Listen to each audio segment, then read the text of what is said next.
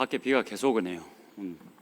이번 여름에 비가 많이 온다더니 진짜 계속 비가 오는 것 같습니다. 오늘 여러분들 올 때쯤 해서 또 비가 많이 와서 걱정을 했는데 막 비에 젖은 옷을 입고 있기도 하고 해서 좀 그러네요. 우리 좀 앞뒤 좌우 보면서 인사를 좀 하고 같이 말씀 드리면 좋겠습니다.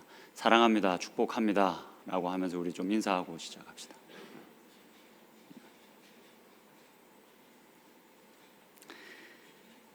오늘 우리가 같이 좀 나눠볼 말씀은 세례 요한의 죽음, 세례 요한의 선교에 관한 이야기입니다. 여러분, 이 이야기가 조금 뜬금없지 않습니까? 사실 이 세례 요한은 마가복음 1장에 잠깐 등장했다가 이 마가복음에서는 그 무대에서 사라져 버립니다. 예수님이 세례 요한에게 세례를 받죠. 세례를 받고 또 광야에 가서 시험을 받으십니다. 그리고는 이 마가복음의 저자가 이 세례 요한이 옥에 갇힌 후에 예수님께서 갈릴리로 돌아오셔서 복음을 선포하셨다. 때가 찼고 하나님 나라가 여기 왔으니 회개하라. 회개하고 복음을 믿어라 라고 예수님이 그렇게 선포하셨다라고 이야기합니다. 그렇게 잠깐 이 무대에 등장한 세례 요한이 사라졌다가 오늘 본문에 갑자기 등장을 합니다. 근데 그 시기가 좀 뜬금없지 않습니까? 여러분, 저번 주에 저희가 예수님이 제자들을 불러다가 이제 선교적인 삶으로 내어 보내시는 이야기를 함께 나누었습니다. 그리고 그 뒤에 지금 갑자기 세례 요한의 순교의 이야기를 굳이 이 마가복음의 저자가 끼워놓고 있습니다. 왜 이 이야기를 이 타이밍에, 이 시점에, 그리고 이렇게 디테일하게 기록을 했을까를 같이 고민하면서 오늘 이 이야기를 같이 나눠보면 좋을 것 같습니다. 제가 그냥 설교를 준비하다가 이 말씀을 보다가 이 마가복음의 저자는 왜 여기서 이렇게 디테일하게 이 이야기를 기록했을까? 마태복음과 누가복음을 비교해서 보면 이 마가복음의 이 세례 요한의 순교의 이야기가 굉장히 디테일하고 깁니다.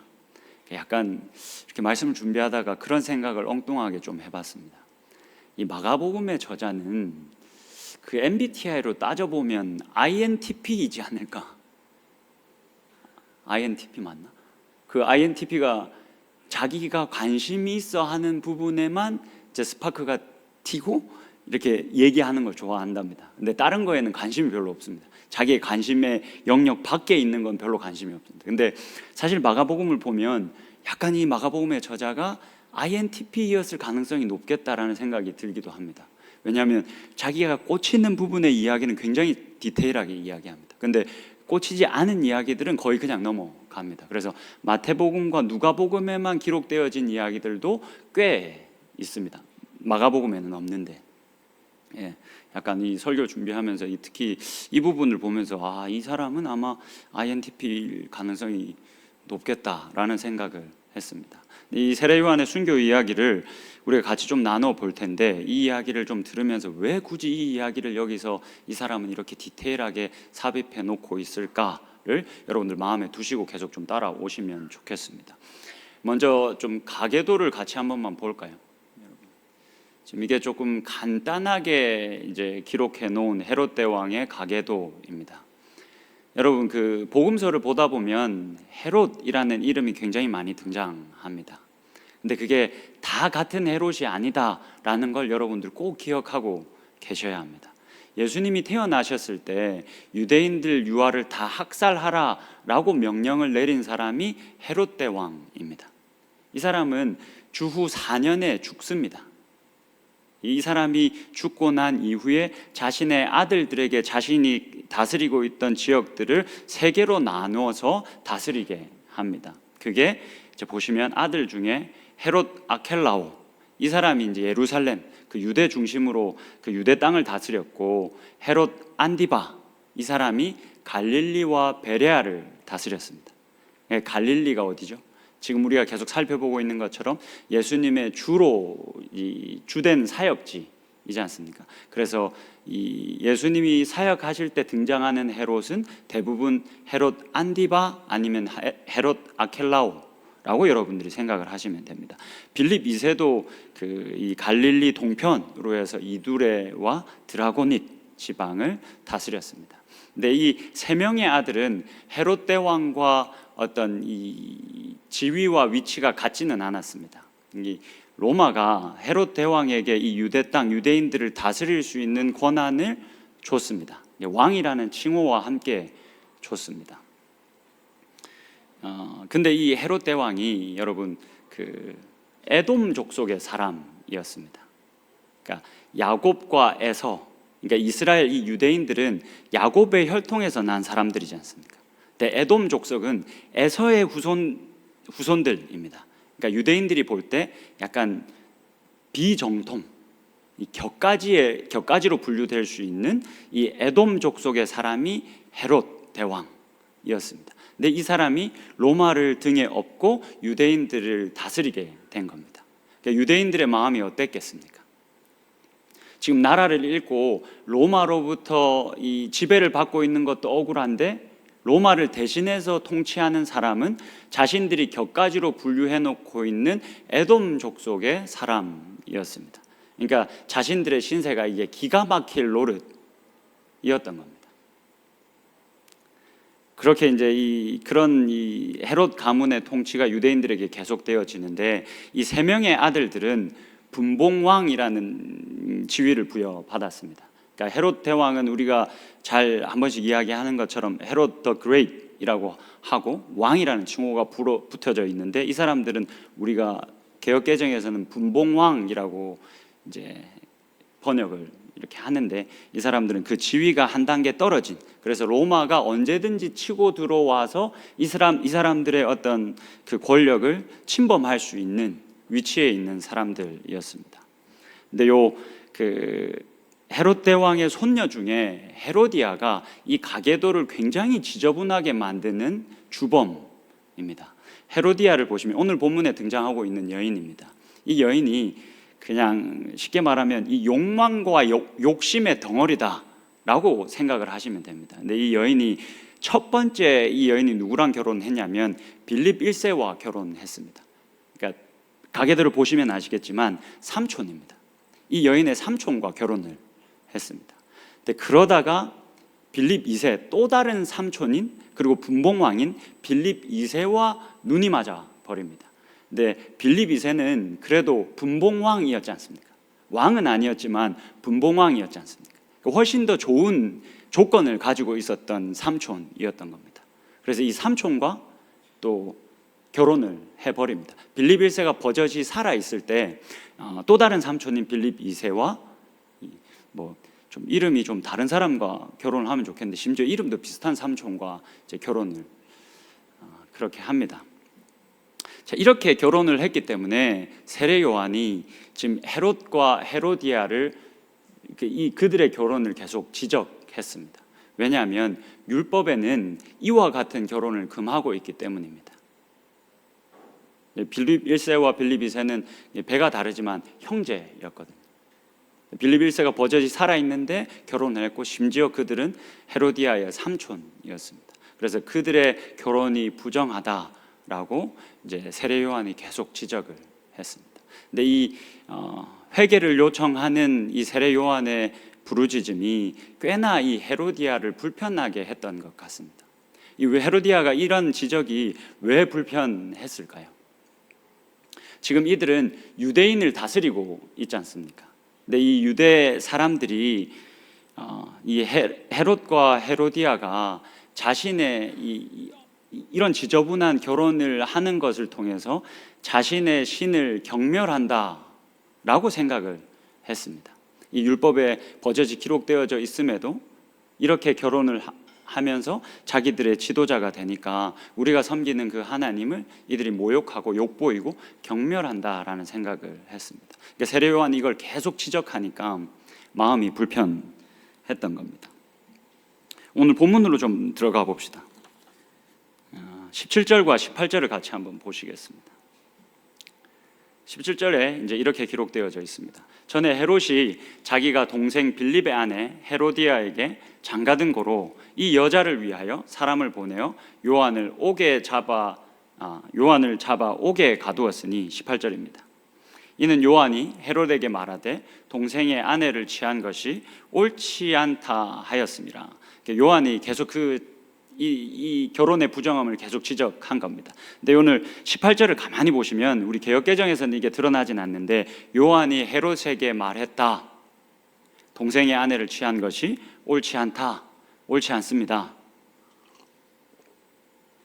이 결혼은 부정합니다. 이 결혼은 옳지 않습니다. 라는 이야기를 했다라고 하는데 원문의 뉘앙스를 완전히 좀 살려내서 번역을 하면 요한이 헤롯에게 계속 말했다 라고 번역하는 것이 이 원문의 뉘앙스를 훨씬 더 잘 살린 번역입니다. 여러분 한번 생각해 보십시오. 여러분 구약과 신약 그 중간에 몇 년의 시간이 뜨는지 여러분 알고 계십니까? 혹시 알고 있으십니까? 구약과 신약 중에 시간이 좀 뜹니다. 얼마나 뜨죠? 400년이 뜹니다. 역시 담당 목사님이 누구신지 또 이걸 또 다 알고 계시네요. 400년이 뜹니다. 이 400년 동안 하나님이 말씀하시지 않았습니다. 그래서 이 400년의 그 시기를 신구약 중간기라고도 부르고 암흑기라고도 부릅니다. 왜냐하면 하나님이 선지자를 세워서 말씀하시지 않았기 때문입니다. 근데 그 하나님이 침묵하셨는데 그 침묵을 깨고 누가 등장했습니까? 세례 요한이 등장했습니다. 하나님의 말씀이 들려오지 않아서 많은 사람들이 방종의 그 삶을 편하게 살아가고 있을 때 너도 그렇게 살고 나도 그렇게 사니까 우리 다 그렇게 살아도 된다 라고 하면서 헤롯과 헤로디아도 그 유대인들의 신을 그리고 유대인들의 삶을 모욕하고 욕보이고 그런 삶을 막 편하게 살아가고 있을 때 세례 요한이 등장했습니다. 그리고는 하나님의 말씀을 대언합니다. 그리고 하나님 나라에 사는 삶의 모습을 그들에게 보입니다. 세상과는 다른 삶의 원칙과 원리를 가지고 세례 요한이 살아갑니다. 약대 털옷을 입고 살았습니다. 메뚜기와 석청만 먹고 살았습니다. 당시 모든 사람들이 하나님의 말씀을 잊어버리고 죄가 죄인 줄 알면서도 들려오는 소리가 아무것도 없으니까 편하게 살아가고 있을 때 세례 요한이 선 겁니다. 그리고 다른 삶의 모습을 사람들에게 보였습니다. 헤롯에게도 계속 말했다라고 이야기하고 있는 이 부분을 여러분 이 맥락 속에서 이해해야 됩니다. 그러니까 세례 요한이 매일마다 그래도 분봉왕인 이 왕을 찾아가서 똑바로 사십시오. 당신 결혼 이건 안 됩니다. 무효입니다. 취소입니다. 매일 찾아가서 막 미친 사람처럼 그렇게 했다라고 이해할 필요는 없습니다.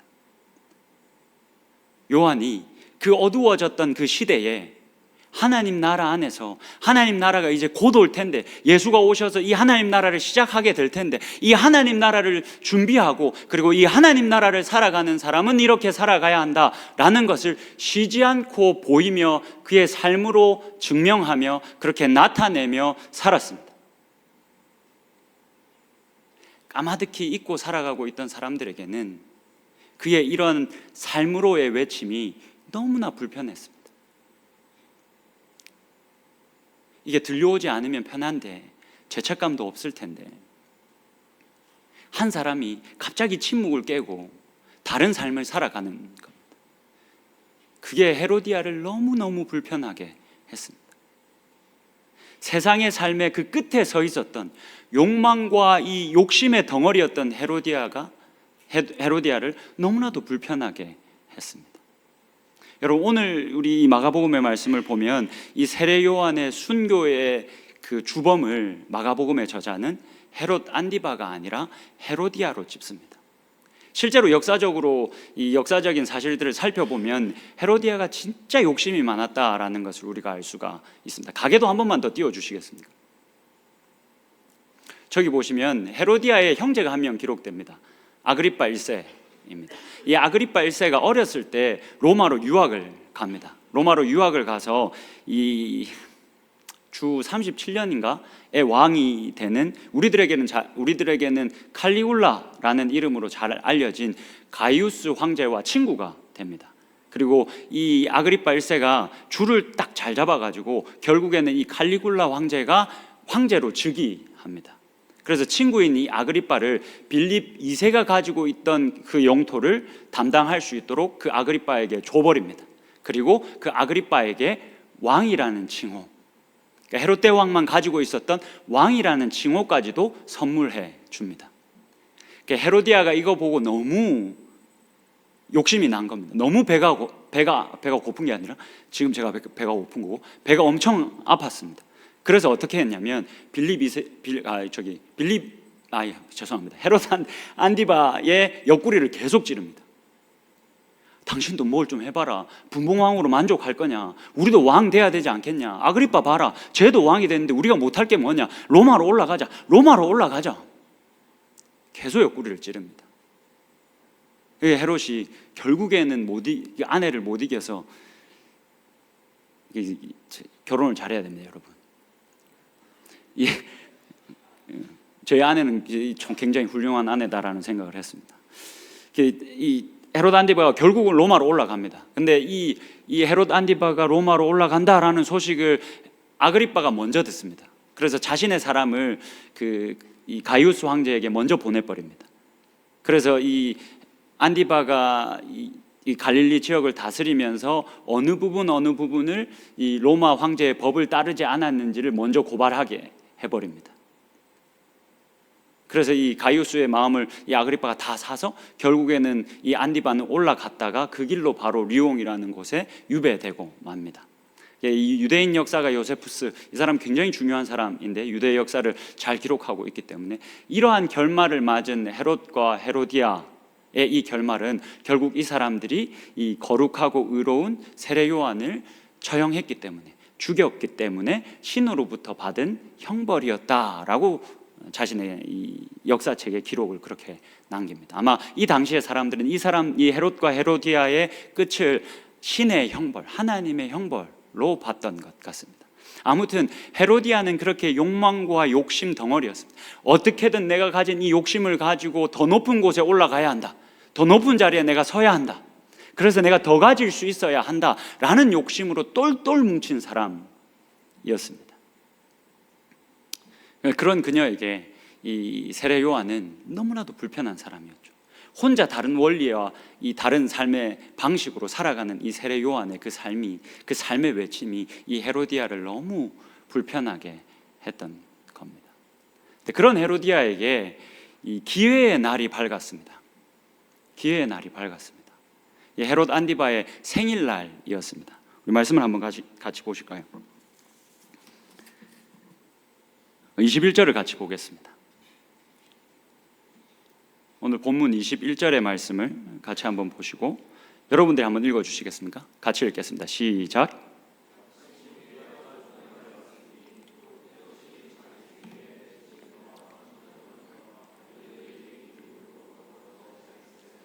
여러분, 잔칫날이었습니다. 생일 잔칫날이었습니다. 여기 초청받은 사람들을 대충 한번 보십시오. 대신들, 천부장들, 이 로마 군인들이죠. 로마 쪽 사람들, 그리고 갈릴리의 귀인들을 불러서 잔치를 벌였다. 여러분, 이 초청받은 사람들의 지위만 봐도 이 생일 잔치가 작은 생일 잔치가 아니었다라는 것을 우리가 쉽게 추측할 수 있습니다. 그래서 아마도 이 헤롯 안디바의 이날의 생일 잔치는 아마 티베리아에 있던 이 헤롯 안디바의 궁에서 아주 거하게 진행되어졌을 것이다라고 우리가 쉽게 추측을 할 수 있습니다. 많은 음식들을 준비했을 것이고 극상품의 이 포도로 만들어준 이 포도주도 준비되어져 있었을 것이고 여러 가지 과일들도 준비되어져 있었을 겁니다. 그래서 이 남성들이 모여서 이 연회를 이제 쉽게 말해서 음주 가무를 마음껏 즐기는 날이었습니다. 이 당시에 이런 큰 연회에 이 포도주가 늘 있어야 했지만 포도주 못지않게 그 유흥을 돋구기 위해서 필요한 존재들이 있었습니다. 누구였겠습니까? 춤을 추는 여인들이었습니다. 막 이 포도주로 이제 흥건히 이제 흥이 오르면 막 여인들이 나와서 춤을 추면서 그 흥을 훨씬 더 이렇게 돋구는 역할들을 했습니다. 근데 그 여인들은 그렇게 그 사람들 앞에서 춤을 추는 여인들은 대부분 매춘부였습니다. 그래서 그 연애에 참석한 남성들이 그 춤을 추는 여인에게 추파를 던지기도 하고 추근거리기도 하고 이런 일들이 이 연애에는 자주 일어났습니다. 근데 오늘 우리 말씀을 읽었던 것처럼 누가 이 자리에 참석해서 춤을 추고 있습니까? 명예로운 여인들은 이런 연애에 참석하지 않습니다. 그래서 헤로디아는 이 연애에 참석하지 않았습니다. 오늘 본문을 보시면 아시겠지만 헤로디아는 이 연애에 함께하지 않았습니다. 명예로운 여성이었기 때문에. 근데 이 연애에 누가 참석해서 춤을 췄다라고 기록합니까? 헤로디아의 딸이 거기서 춤을 췄다라고 이야기합니다. 그러니까 헤롯과 빌립 1세 사이에서 난 딸 살로메가 거기서 춤을 췄습니다. 그러니까 헤롯 안디바의 딸이기도 하죠. 물론 자신이 낳은 딸은 아니지만 자신이 헤로디아를 아내로 맞아들였기 때문에. 근데 그 딸이 그 앞에서 춤을 추고 아버지는 그 딸의 춤을 엄청 즐거워했다, 엄청 기뻐했다라고 성경은 기록합니다. 22절의 말씀을 한번 보시겠습니까? 헤로디아의 딸이 친히 들어와 춤을 추어 헤롯과 그와 함께 앉은 자들을 기쁘게 한지라. 왕이 그 소녀에게 이르되 무엇이든지 내가 원하는 것을 내게 구하라, 내가 주겠다. 여러분, 여기서 그 딸이 친히 들어와서 춤을 추어 헤롯과 그와 함께 앉은 자들을 기쁘게 했다라고 성경이 기록합니다. 근데 이건 사실은 이 단어가 가지고 있는 뉘앙스를 전혀 다 살려내지 못한 아주 순화된 표현입니다. 사실 이 기쁘게 했다라고 사용되어진 이 헬라어 동사에는 사실 성적으로 만족을 주었다, 성적으로 기쁘게 했다라는 의미가 내포되어져 있습니다. 여러분, 좀 끔찍하지 않습니까? 그리고 참 이거 너무 지저분하지 않습니까? 막 어른들이, 남성들이 모여가지고 사실 이 살로메가 이 당시 소녀라고 번역되어져 있으니까 약 12살에서 13살 정도 이제 사춘기를 지나고 이제 결혼을 할 수 있는 연령이 된 그 나이였습니다. 그 어린 소녀를, 자신의 딸을 그 연회 중앙에 세워놓고 춤추게 하고 어른들이 그것을 마음껏 즐긴 겁니다. 그것을 보면서 성적으로 충분한 만족감을 얻고 기쁨을 느낀 겁니다. 여러분, 이거 너무 눈살이 찌푸려지지 않습니까? 이게 너무 지저분하지 않습니까? 눈이 가리워지면 우리가 여러분 이렇게 살게 됩니다. 여러분, 우리도 다르지 않지 않습니까? 많은 기준이 이제 무너진 시대라고 합니다. 점점 더 이 성적으로 개방되어져 가는 시대라고 합니다. 여러분, 근데 우리의 삶이, 우리가 살아가고 있는 삶이 지금 우리가 제3자의 입장에서 지금 이들의 연애를 보고 있는 것처럼, 그래서 이들의 연애를 보면서 눈살이 찌푸려지는 것처럼, 그리고 참 지저분하다라고 느껴지는 것처럼, 만약 누가 제3자의 입장으로 우리들의 삶을 보았을 때 아무리 이 시대가 성적으로 개방되어져 있다 손치더라도 하나님이 우리들의 삶을 봤을 때 눈이 찌푸려진다면, 미안하지만 지저분하다라고 생각이 든다면 여러분, 그건 안 되지 않겠습니까? 근데 이 시대 때는 그랬습니다. 하나님의 말씀이 들려오지 않아서 죄가 죄인 걸 알면서도 니도 그렇게 살고 나도 그렇게 살고 다 우리가 그렇게 사니까 이게 뭐가 문제야 라고 하면서 이렇게 지저분한 삶을 이들이 그냥 마구 살아갔다라고 성경은 기록하고 있습니다. 이 살로메가 이 아버지를 기쁘게 했습니다. 그래서 이 본문을 보고 이렇게까지 추측하는 학자들도 있습니다. 아마도 이 헤롯 안디바는 살로메를 자신의 딸로 본 게 아닌 것 같다, 그냥 하나의 여인으로 본 것 같다. 자신이 헤로디아를 자신의 욕심으로 취해서 얻은 것처럼 살로메도 그냥 자신이 성적으로 얻고 싶은 여인으로 보았을 가능성이 높다라고 주장하는 학자들도 있습니다. 우리가 알 수 없죠. 어떻게 바라봤는지는 우리가 알 수 없고, 사실 그건 중요한 게 아닙니다. 근데 그렇게 성적으로 만족을 얻고 이게 만족이 얼마나 컸는지 포도주에 건하게 취한 이 헤롯 안디바는 지나친 약속을 하고 맙니다. 네가 원하는 게 뭐냐? 네가 이만큼의 나의 만족을 줬으니까 내가 너에게 모든 걸 다 주겠다. 네가 원한다면 내 나라의 반쪽까지도 내가 다 주겠다. 사실 이 사람은 이럴 수 있는 권력과 권한도 없습니다. 로마의 허락을 받아야 하는 사람입니다. 근데 그 시간에 술에 취해서 완전히 뭔가에 취해버려서 선을 넘어버리는 약속을 합니다. 이 약속을 받은 살로메가 마치 약속이라도 한 것처럼 헤로디아에게 뛰쳐갑니다. 어머니, 내가 뭘 구할까요? 때가 왔습니다. 내가 뭘 구해야 하겠습니까? 헤로디아가 뭐라고 말합니까? 머리를 구해라. 세례 요한의 머리를 구하라 라고 이야기합니다. 살로메가 헤롯 안디바에게 갑니다. 뭐라고 요구합니까? 그냥 어머니는 세례 요한의 머리를 구하라 라고 했는데 이 살로메가 뭐라고 말하냐면 세례 요한의 목을 따다가 접시에 담아서 나에게 주십시오 라고 이야기합니다. 그 요구 때문에, 그리고 자신이 술에 취해, 그리고 이 성적인 유혹에 넘어가 지나친 약속을 한 이 헤롯 안디바는 자신의 약속을 물릴 수가 없어서 결국은 세례 요한의 목을 베어 버립니다.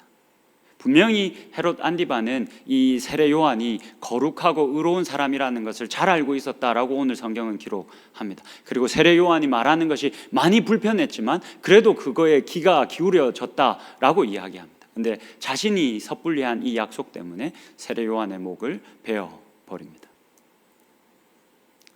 여러분, 왜 어떻게 보면 참 잔인하고 지저분한 이 세례 요한의 순교의 이야기를 마가복음의 저자는 오늘 이 시점에, 이 타이밍에 우리들에게 들려주고 있는 것일까요? 이 답을 우리가 얻기 위해서는 본문 제일 앞쪽으로 좀 돌아가 볼 필요가 있습니다. 6장 14절을 한번 보시죠. 6장 14절에는, 오늘 본문 14절에는 이렇게 기록되어져 있습니다. 이에 예수의 이름이 드러난지라 헤롯 왕이 듣고 이르되 이는 세례 요한이 죽은 자 가운데서 살아났도다. 그러므로 이런 능력이 그 속에서 일어나느니라 하고, 지금 이 세례 요한의 순교의 이야기를 여기다가 삽입하면서 이 마가복음의 저자가 뭐라고 이야기를 하면서 이 순교 이야기를 엽니까? 이에 예수의 이름이 드러난지라. 이 무슨 말입니까? 예수님이 제자들을 선교적인 삶으로 내보내셨습니다.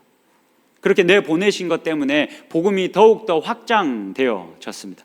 그래서 이 예수의 이름이 드러났다라는 말과 함께 이 세례 요한의 순교의 이야기는 앞에 기록되어져 있는 예수님이 자신의 제자들을 파송한 이 이야기와 연결해서 읽으셔야 합니다라는 힌트를 우리들에게 달아주고 있는 겁니다. 오늘 본문은 아니지만 오늘 본문 바로 다음 절 30절에 보시면 이렇게 기록되어져 있습니다. 제가 읽어드리겠습니다. 사도들이 예수께 모여 자기들이 행한 것과 가르친 것을 낱낱이 고하니. 이 세례 요한의 선교 이야기가 끝난 다음 이 30절에 마가복음의 저자는 뭘 기록해 주고 있습니까? 예수님이 제자들을 파송하시고 파송받았던 그 선교적인 삶을 살라고 명령받았던 사람들이 선교적인 삶을 살고 돌아와서 이런저런 보고들을 했다라고 기록합니다.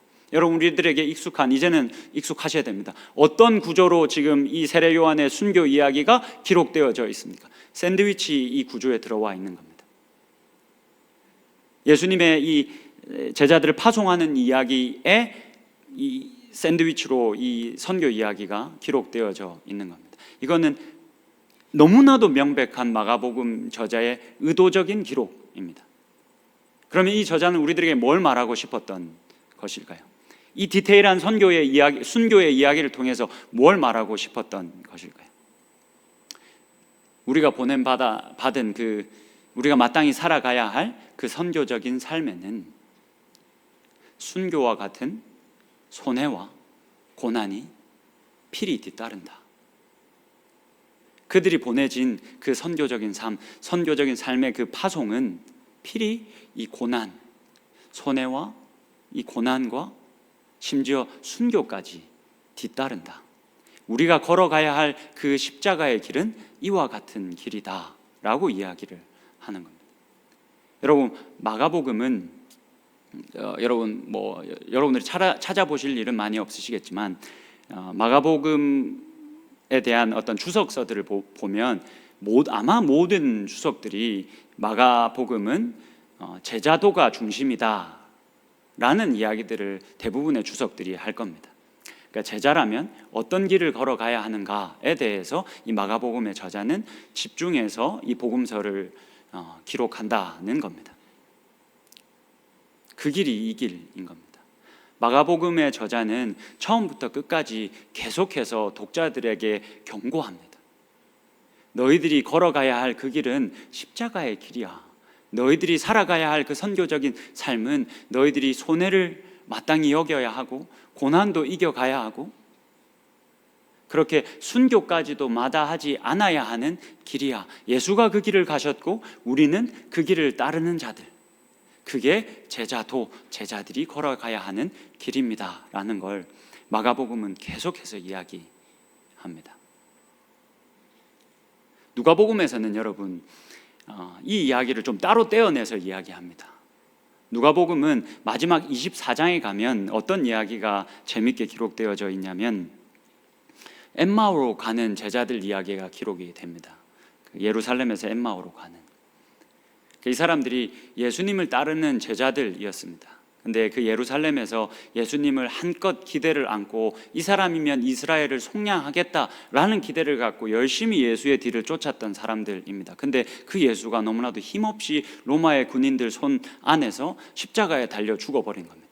그래서 실망을 가득 안은 채 예루살렘에서 엠마오로 터벅터벅 길을 걸어갑니다. 이 사람들의 실망이 얼마나 컸는지 부활의 몸을 입으신 예수님이 그들에게 나타나셔서 너희들 지금 무슨 말하고 있니? 무슨 이야기하고 있니? 라고 물었더니 그 예수님이 누군지도 알아보지도 못했다라고 기록합니다.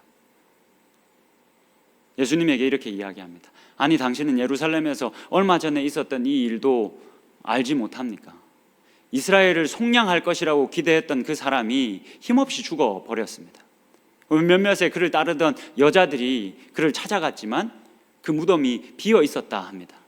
몇 명의 제자들도 그 빈 무덤을 확인했다라고 합니다. 근데 그 뒤로 어떻게 됐는지 우리는 알 수 없습니다. 그들에게 예수님이 이렇게 말씀하십니다. 이르시되 미련하고 선지자들이 말한 모든 것을 마음에 더디 믿는 자들이여, 그리스도가 이런 고난을 받고 자기의 영광에 들어가야 할 것이 아니냐. 무슨 말입니까? 구약 성경을 잘 읽어봐. 너희들이 지금 이렇게 실망하면 안 되잖아. 너희들 구약 성경 잘 읽어보면 메시아가, 인자가 고난을 받은 다음에 영광을 받는 것, 이스라엘을 속량하시는데 영광에서 영광으로 이르는 것이 아니라 고난에서 영광으로 이른다라고 기록되어져 있잖아. 너희들 구약 다시 읽어봐야 돼. 너희들 성경 다시 읽어봐야 돼 라고 예수님이 이야기하시는 겁니다. 이런 예수님의 가르침을 받고 바울이 성경을 다시 읽습니다. 그래서 뭐라고 말하냐면 로마서 8장에서 이렇게 이야기합니다. 자녀이면 또한 상속자 곧 하나님의 상속자요 그리스도와 함께 한 상속자니 우리가 그와 함께 영광을 받기 위하여 고난도 함께 받아야 할 것이니라. 우리가 이 깨어진 세상을 회복해 나갈 건데 우리가 영광에서 영광에 이르지 못한다. 우리가 걸어가야 할 길은 예수가 걸어가셨던 그 십자가의 길, 그래서 고난을 통해서 우리는 영광으로 간다라고 이야기합니다. 구약을 하나만 찾아보실 거예요.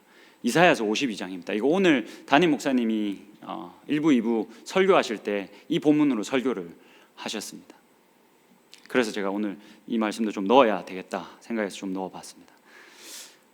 보라, 내 종이 형통하리니 받들어 높이 들려서 지극히 존귀하게 되리라. 14절입니다. 전에는 그의 모양이 타인보다 상하였고 그의 모습이 사람들보다 상하였으므로 많은 사람이 그에 대하여 놀랐다. 이게 이사야 선지자가 그 옛날에 예언한 부분입니다. 전에는 그의 모양이 타인보다 상하였고 그 메시아가 그의 모습이 사람들보다 상하였다. 예수님이 이 이야기를 하시는 겁니다. 너희들이 구약 성경 잘 읽어보면 이 메시아가 고난을 통해서 영광에 이르러야 한다. 그리고 그렇게 내가 이 이스라엘을 속량했고, 그리고 이 깨어진 세상을 계속해서 속량하고 회복하고 살아가야 할 너희들이 걸어가야 할 길도 영광에서 영광으로 이르는 길이 아니라 고난을 통해서 영광으로 이르는 그 길이다. 우리가 선 곳은 그 십자가의 길이다 라는 이야기를 예수님이 하고 계시는 겁니다. 그럼 여러분, 이 순교와 같은 손해를 보고 고난을 감내하는 삶이란 여러분 어떤 삶입니까? 우리가 걸어가야 할 그 십자가의 길이란 어떤 삶입니까? 막 회사 동료들이 음란한 관계를 맺고 있으면 그 사람들한테 찾아가서 이 관계는 부적절합니다 라고 매일 외치고 막 내 목이라도 드리겠습니다 이렇게 하는 게 그러한 삶이겠습니까? 그렇지 않습니다. 우리가 걸어가야 할 그 십자가의 길, 그 순교자의 삶은 다음과 같다라고 말할 수 있을 것 같습니다. 사진 하나만 띄워주시겠습니까? 사진을 되게 못 찍었지만, 여러분, 저희가 선교적인 삶, 이렇게 호기롭게 저희들이 출발했습니다. 이번 상반기 때 Friday Night for Mission이라고 해가지고 금요일 저녁마다 모여서 우리가 선교적인 삶을 일주일 동안 어떻게 살았는지를 같이 나누는 삶의 모임이 지난 금요일 날 마무리됐습니다. 여러분, 이 모임 때 저희들이 돌아가면서 자랑합니다. 뭘 자랑하냐면 내가 높아진 것, 내가 가진 것, 내가 이뤄낸 것, 내 능력. 세상 사람들이 자랑하는 것 자랑하지 않습니다. 우리는 교회이기 때문에 그것 자랑하지 않습니다. 그저 이 시간에 모이는 한 10명 남짓한 사람들이 자랑하는 건 일주일 동안 내가 어떤 그리스도의 십자가의 길을 따르기 위해서 선교적인 삶을 실제적으로 살아가기 위해서 어떤 손해를 봤는지, 화가 치밀어 올랐는데 어떻게 참았는지, 그걸 어떻게 억누르고 한 번이라도 더 어떻게 웃었는지, 그것을 자랑합니다. 이전에는 내 가정이, 내 가족들이 그냥 나에게 욕바지였는데, 나에게 가장 가까운 사람들이지만 내가 가장 쉽게 함부로 해도 되는 사람들이었는데, 이 가정이 나의 선교지라고 깨닫고, 그리고 이 내 가족들이 내 선교 대상이라는 걸 깨달아서 그들 앞에서 나태한 모습을 보이지 않고 마음껏 집에서 좀 널브러지고 싶고, 마음껏 화내고 싶고, 마음껏 짜증내고 싶고, 그렇게 집에서라도 모든 걸 다 그 가족들이 상처를 어떻게 받든 상관없이 그렇게 살고 싶은데, 그렇게 살지 않고 내가 조금 더 손해보고 조금 더 양보하고 조금 더 사랑하고, 그래서 가족들에게 오빠가 진짜 조금씩 변하는 것 같아. 제가 이 사랑의 오빠거든요. 웃자고 한 말입니다. 가족들이 네가 이렇게 사니까 나도 그렇게 살게. 네가 실제적으로 말씀을 따라 이렇게 사니까 나도 그렇게 살게 라는 고백을 듣는 것을 우리는 자랑합니다. 일터에서 이 스트레스를 유발하는 자들을 날마다 똑같은 상황에서 만나게 되는데, 이전에는 그냥 지긋지긋하고 스트레스 받으면 세상 사람들과 다를 바 없이 똑같은 방법으로 스트레스를 풀었는데, 이제는 내가 속한 그 직장이, 내가 속한 그 학교가 내 선교지고, 그 스트레스 유발자들이 나의 선교 대상이라는 것을 깨달아서 그 사람들에게 여전히 어렵지만 한 번 더 웃고, 그래서 그 직장 동료들에게 아니 그렇게까지 착할 필요는 없어, 아니 뭐 그렇게까지 착하게 해 라는 말을 듣는 것을 자랑하는 모임입니다. 여러분, 우리는 십자가의 길을 걷기 위해서 서 있는, 걷기 위해서 부름을 받은 사람들입니다. 하나님이 여러분들에게 여러분들의 목을 당장 요구하지 않으실 겁니다. 근데 하나님께서 여러분들에게 세상과는 전혀 다른 방식의 삶을 요구하실 겁니다. 왜냐하면 우리는 하나님 나라라는 새로운 나라 안에 들어와 살아가고 있거든요. 분명히 우리는 하나님 나라에 눈에 보이지 않지만 그 나라 안에 살아가고 있기 때문에 그 나라를 증명하면서 보이는 삶의 책임이 우리들에게 있거든요. 그 나라는 세상과는 정반대의 원리로 살아가는 곳이거든요. 세상 나라가 욕심과 욕망을 최고의 가치로 두고 살아가는 나라라면 우리는 사랑이라는 가치를 가장 높은 가치로 두고 사는 사람들입니다. 그래서 그 원리를 따르기 위해서 내가 손해를 감내해야 된다 손치더라도, 그렇게 살아가는 것 때문에 내 삶에 고난이 뒤따른다 할지라도 그것을 기쁨으로 감내하는 것. 헤롯과 헤로디아가 그냥 하나님의 음성이 전혀 들려오지 않던 그 시대에 마음껏 방종하며 살았습니다. 근데 다른 방법의 삶을 살았던 그 세례 요한의 삶의 외침이 그들을 불편하게 했습니다. 세례 요한은 자신에게 죽음의 그림자가 점점 더 드리워진다라는 것을 알고 있었지만, 계속 깨달아 갔지만 그 삶을 멈추지 않았습니다. 그리고 자신의 목을 내어드리는 것을 아깝게 여기지 않았습니다.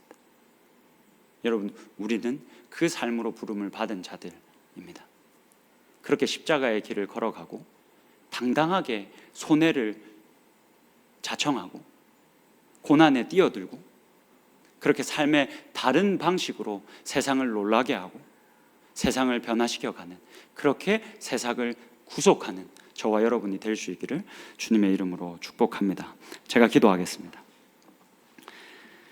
사랑과 은혜가 많으신 하나님, 감사합니다. 오늘 또 이 귀한 말씀을 통해서 우리가 부름받은 길이 어떠한 길인지, 우리가 걸어가야 할 그 길이 어떠한 길인지 깨닫게 하여 주시니 감사합니다. 때로는 버겁게 느껴질 수 있지만 이 길이 영광스러운 길이라는 것을 깨닫고 이 길에서 탈선하지 않고 그렇게 하나님이 하시는 선교 사역에 참여하며 이 세상을 구속하는 하나님의 사람들 다 될 수 있도록 주여 역사하여 주시옵소서. 그렇게 이끌어 가실 하나님을 기대합니다. 감사합니다. 예수님 이름으로 기도드렸습니다.